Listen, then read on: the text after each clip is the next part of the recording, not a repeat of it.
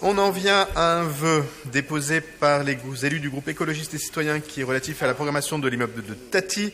La parole est à Léa Balège El-Mariki. Bonsoir. Merci, Monsieur le maire. Concernant le vœu qui a été soumis à votre sagacité,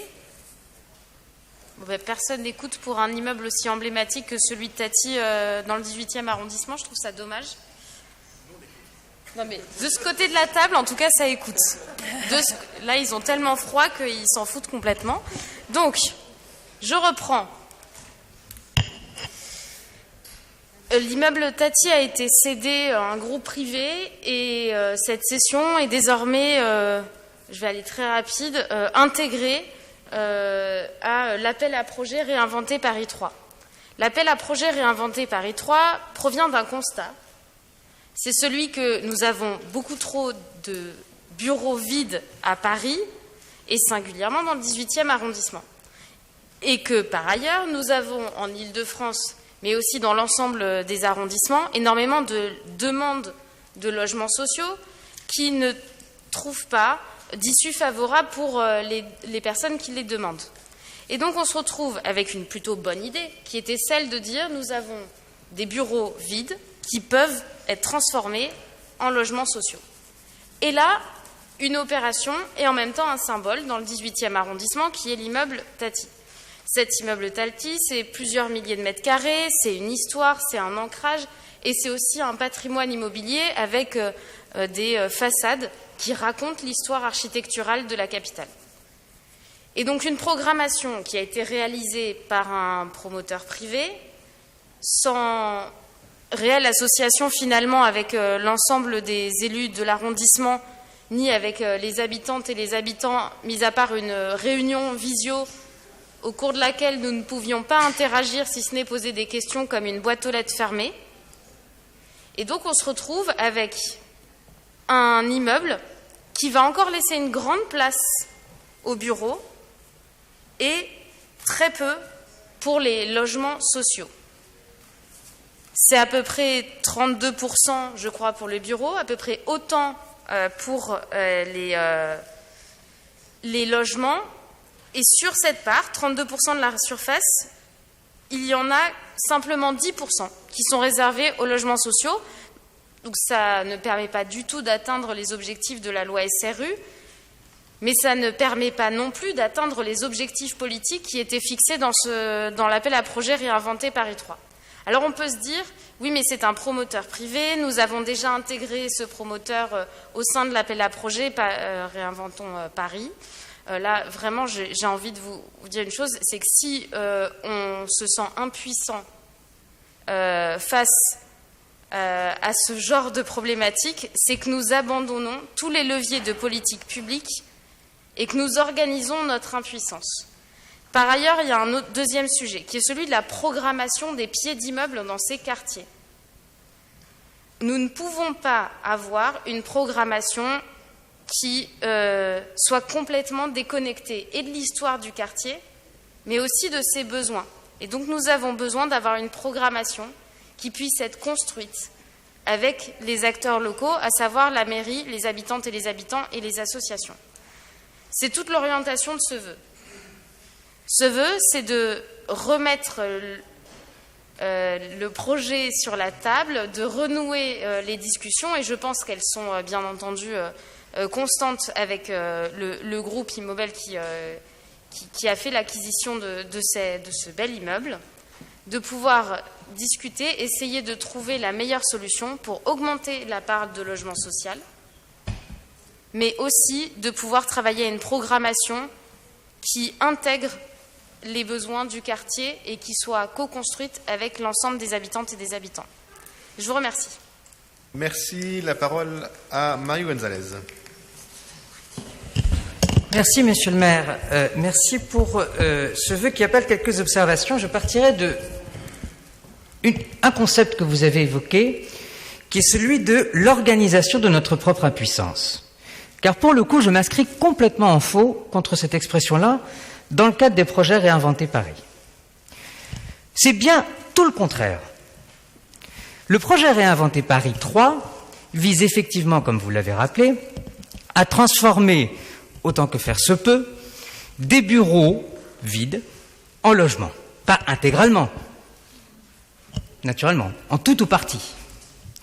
Et c'est dans le cadre de Réinventer Paris que la ville de Paris s'est rapprochée du propriétaire privé, le groupe Jiffy et la famille Wacky, propriétaire de l'îlot, pour savoir s'ils étaient intéressés de participer à Réinventer Paris 3. Qu'est-ce que ça implique Réinventer Paris 3 ? Ça permet aux potentiels acquéreurs privés de bénéficier, dans le cadre de leur instruction du permis et dans le cadre de toute la phase administrative de leur projet, tout simplement d'une procédure plus rapide. C'est le seul levier dont nous disposons. Puisqu'en France, il y a, comme vous le savez, la propriété privée. C'est un propriétaire privé, et s'il souhaite vendre un opérateur privé, il vend un opérateur privé. Si nous, villes, nous souhaitons préempter, nous pouvons préempter. Si nous ne pouvons pas, et c'était le cas en l'occurrence puisque c'est extrêmement cher, nous ne pouvons pas préempter. Et donc nous avons inventé Réinventer Paris justement pour nous donner un levier à travers cette question de permis de construire et qui est si importante pour les potentiels acquéreurs. Et donc, la famille Wacky et Jiffy ont accepté de participer à Réinventer Paris et nous avons défini avec eux les orientations programmatiques de ce projet, dans les limites qui sont les nôtres.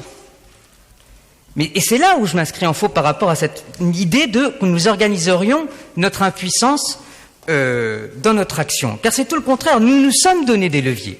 Nous nous sommes donné des leviers qui nous ont permis d'obtenir 600 mètres carrés de logement. Naturellement qu'on en aurait voulu plus. Évidemment qu'on en aurait voulu plus. Mais sans Réinventer Paris, nous n'en aurions eu aucun. Non seulement nous n'aurions eu aucun, mais nous n'aurions eu aucun logement. Puisque comme tout le monde sait, aujourd'hui dans le marché immobilier, les bureaux sont beaucoup plus rentables, c'est ce qu'il y a de plus rentable par rapport au logement. Et dans le cadre de Réinventer Paris, Immobel, effectivement, d'abord a été lauréat par le jury et a été choisi par le propriétaire, qui, je vous le dis tout de suite, lui, ce qui l'intéressait, c'était naturellement le meilleur offrant, donc celui qui présentait le meilleur prix. Mais il se trouve que c'est aussi le projet qui satisfaisait le plus le jury de Réinventer Paris. Pourquoi ? Parce que c'était le projet qui proposait le plus de logements. Alors, les 600 mètres carrés de logements sociaux, on en aurait voulu plus, mais je précise que sur les 2400 logements créés, 600 mètres carrés de logements, ça correspond aux 30% prévus par le PLU, donc tout à fait conforme. On en aurait voulu plus, encore une fois, ça n'a pas été le cas, mais c'était la proposition qui proposait le plus de création de logements. Donc, sur la question de la programmation et de logements sociaux, d'abord, je me réjouis, je suis très heureux de voir que le groupe des écologistes est maintenant si attaché à la création de logements sociaux, notamment dans le quartier de Montmartre, puisque par le passé, ça n'a pas toujours été le cas. Mais bon, ça c'est une petite parenthèse. En l'occurrence, sur la programmation et sur la question spécifique des logements, la question est désormais réglée. Et on ne peut pas revenir en arrière, et c'est certainement pas Immobel qui va revenir en arrière. Et nous, ville de Paris, on peut difficilement dire à Immobel, vous avez participé à Réinventer Paris, nous nous sommes mis d'accord sur une programmation sur 600 mètres carrés de logements sociaux, mais vous savez quoi, maintenant on n'est pas d'accord, et on veut 30% de logements sociaux. Parce qu'à ce moment-là, l'opérateur, qu'est-ce qu'il peut faire au nom du droit de la propriété? Il peut dire, vous savez quoi, Réinventer Paris, je m'en fiche, je suis propriétaire, je n'ai rien signé, et maintenant je vais faire que du bureau. Donc, c'est cet équilibre que nous avons réussi à trouver. Donc, sur la question de la programmation de logement, la question, à mon sens, est réglée. Sur les autres questions que vous évoquez, sur la concertation, il s'agit d'un projet privé, donc la concertation n'est pas obligatoire. Je pense qu'il vaut mieux parler de consultation des habitants. Et je suis d'accord avec vous, la réunion publique n'était pas satisfaisante. Comme il s'agit d'un projet privé, c'est l'opérateur privé qui a organisé cette réunion. Nous les avons interpellés, nous avons demandé à ce qu'il y ait de nouvelles réunions, de nouvelles consultations, de nouvelles réunions d'information, plus interactives, naturellement. Donc cette consultation, effectivement, elle va devoir se poursuivre, et là je partage tout à fait votre vœu, sur la question de la programmation commerciale, sur la question du lieu culturel, et également sur la place de l'économie sociale et solidaire. Mais il y a un point que vous n'évoquez pas, qui est pourtant très important dans le cadre de ces mandatures, et que je rajoute dans le vœu, et qui est tout aussi essentiel, et là on a un levier, parce que maintenant c'est nous qui avons la main sur le permis de construire. C'est toute la question de la construction et des normes de construction.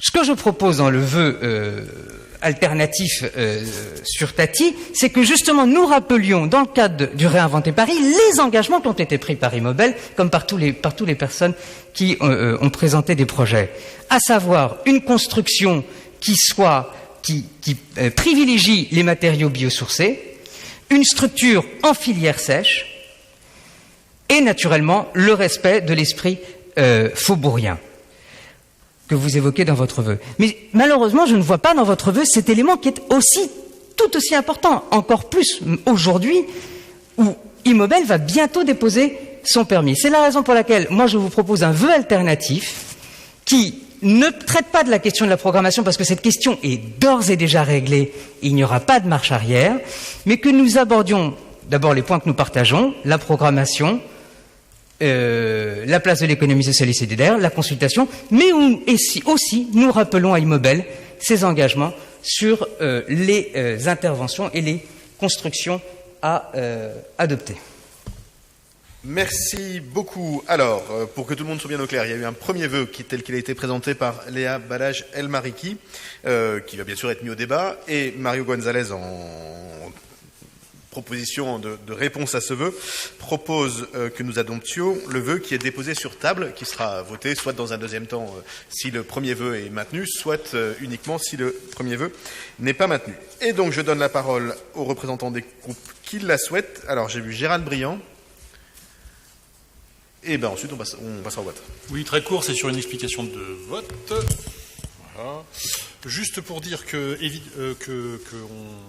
on soutient le vœu déposé par le groupe des Verts, qui, pour nous, on est très content de cette volonté affirmée de construire du logement social et considère qu'il faut appuyer cette volonté parce que c'est bien. Et donc on est très content de ça. Donc on tient à vous féliciter et on pense que, évidemment, même si dans les conditions, je pense que Mario a été assez clair, ça va être un petit peu compliqué quand même parce que les choses ont beaucoup avancé. Donc, mais en termes politiques, tout le temps, il y a aussi une question d'affichage politique et je trouve que c'est important de le faire. Donc voilà, il faut le faire. Et après, on votera aussi le deuxième vœu parce qu'on considère qu'ils sont d'une certaine manière complémentaires, avec notamment ce qui est dit sur la question des matériaux. Donc du coup, ça sera 2 votes positifs pour les 2 vœux. Si l'un l'emporte sur l'autre, évidemment. Merci beaucoup. J'ai pas vu d'autres demandes d'explication de vote, donc je vais peut-être redonner la parole à Léa si elle la souhaite. Sinon, on va passer au vote. Donc, je mets aux voix le vœu tel qu'il a été déposé par le groupe écologiste et donc qui recueille un avis défavorable, si je puis dire, d'une autre partie de la majorité compte tenu de l'analyse fort juste et qu'a présenté Mario González, et je mettrai ensuite aux voix le vœu tel qu'il a été distribué sur table. Alors, concernant le vœu tel qu'il a été présenté par Léa Balazs, qui est pour, qui est contre, qui s'abstient, il n'est donc pas adopté. Et je mets aux voix le vœu tel qu'il a été présenté par Mario González, qui est pour, qui est contre, qui s'abstient. Il est adopté et je vous en remercie.